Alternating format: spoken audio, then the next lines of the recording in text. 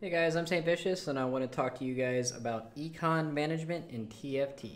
I see a lot of people making a lot of mistakes with the new ways to manage your economy in TFT, and I even see people making these mistakes in high-level challenger games. A lot of these skills are things that are kind of brought over from auto chess, where I feel like managing loss and win streaks and interest are far more valuable in that game. And with the recent patches and changes to how player damage works, I think that econ management has become far more important in TFT. And I'm going to try to help you guys understand some of the strategies you guys can use to get the most bang for your buck. So the first thing I want to talk about is the opening round, the first PvP round. One mistake I see people make many times is they'll level up immediately to level 4 when it's not a good time to do it. So let me explain when is a good time and when is a good time not to do it. So a good time to do it is when you have at least one 2-star unit with good synergies, or you just have absolutely bonkers insane items, like a two completed items, 3 completed items, and then you can actually go for the win spree with that. If you have all level 1 units are like not very good synergies, then you should never ever level to 4. Even if you can level up and like put, let's say you have 3 nobles and then you level up and you put like an extra knight in, that's still not worth it, because then you still just have a bunch of level 1 units on the board, and you're probably not going to be able to manage to get a win spree going that's going to be valuable enough. So what's better to do in that situation when you have no 2-star units is you just don't level and buy everything that you possibly can and just let it sit on your board, and then don't level again the next turn. The only time you would ever level the next turn if you didn't level the previous turn is if you hit a few 2-stars on the second PvP round and you had won the previous PvP round. That's the only time you would ever level like that. Usually you're going to wait until the 3rd round to just automatically level and hit level 4 without using any gold. And the reasoning for this is let's say that I have 3 level 1 units on the first PvP round. Then what I can do is I can manage to get a loss spree going.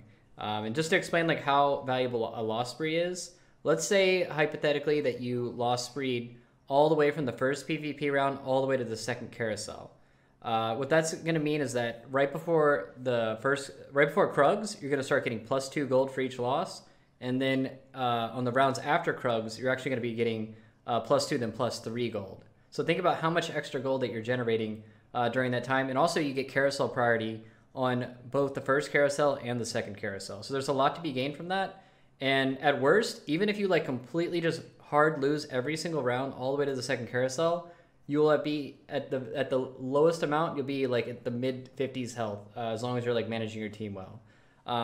Being in the mid-50s sounds a little dangerous, but that's still a reasonable amount of health to bounce back on while having a ton of extra economy to get good rerolls in with.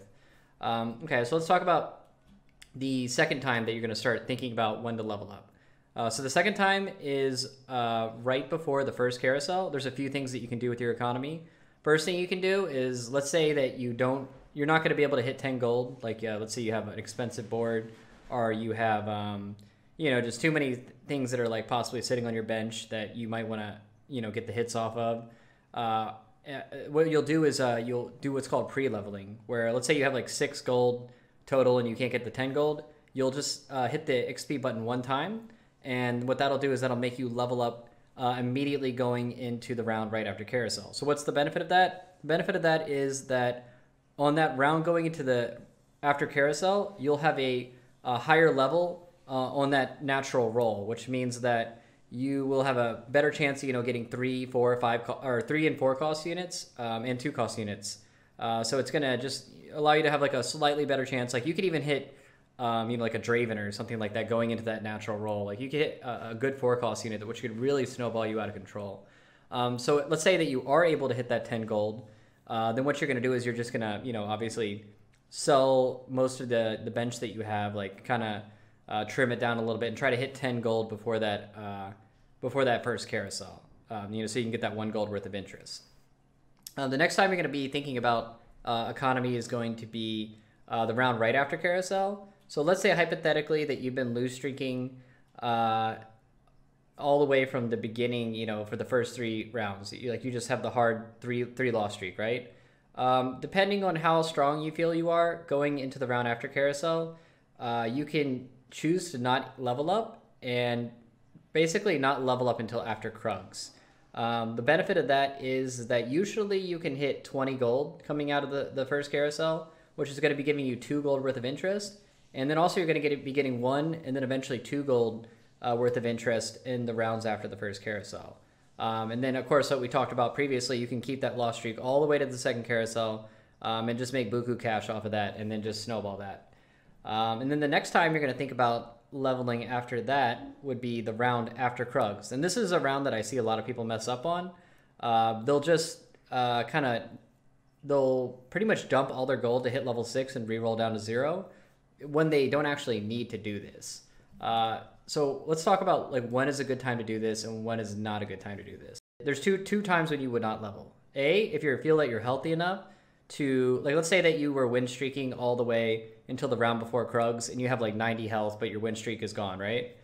So what you'll do is you'll just, since you have enough health to to dump, you have plenty of health to spare, you just won't level up coming out of Krugs, and you'll wait until the round before the second carousel to level up. The benefit of that is that you get that extra interest from sitting on your gold, and it only takes you 2 taps to level up on the round before a carousel. So it's only 8 gold total to level up, whereas before it ended up costing you like 3 taps, which is quite a bit at that point in the game. And you'll basically probably be at like 80 to 85 health if you were like coming out of that. So it's definitely worthwhile. It'll buy you a couple extra rerolls, and you can do a lot with that. The other time you would not level is if you were lose streaking all the rounds previously before, and you feel like you're healthy enough. Like let's say you're at like 65-ish health, and you lost streaked all the way up to Krugs. You would basically just not level until the round right before the second carousel. And the reason to do this is to ensure that you keep your loss streak going, so you can get that extra 2 gold tick and that 3 gold tick. So basically that will generate you around a total of like extra like 8 to 9 gold if you're doing that loss streak, because you're getting the interest from not spending your gold, and you're also getting the 2 and the 3 gold from losing the rounds after the Krugs. So it can actually go a long way. It doesn't sound like very much, but that's basically 4 to 5 rerolls that you're going to be getting. So you can think about how valuable 4 to 5 rerolls can be in the game for hitting something vital. So the next thing to talk about with leveling is when you would level up coming out of Krugs. So times to level up coming out of Krugs are if you're not lose streaking and your health is dropping at a decent pace, you would level up after 6, and then you can choose to reroll if you want.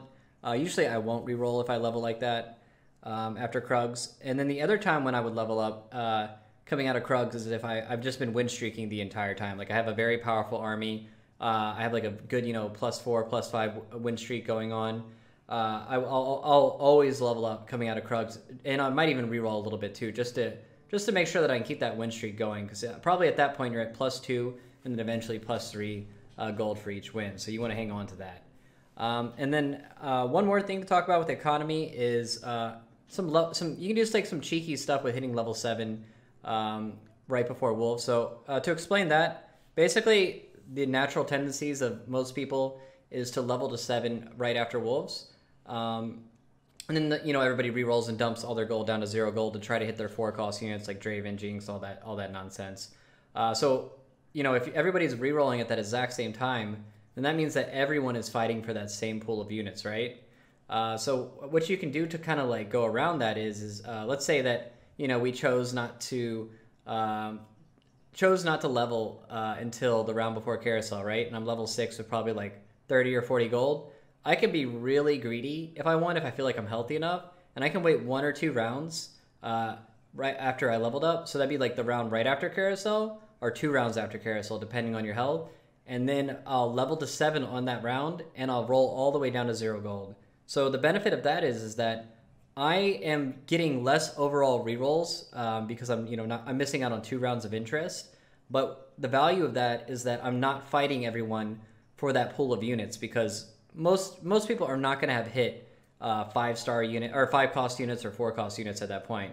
The pool is still very wide open, and it's going to be very easy to hit your 4 and 5 cost units. So just think about some of those things in game, and they'll actually help you out. And you can just use these tools to manage bad openers.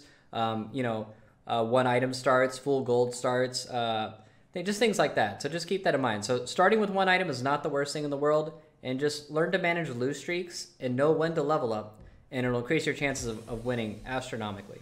And I hope you guys learned from this video, and good luck out there in TFT. Thanks for watching.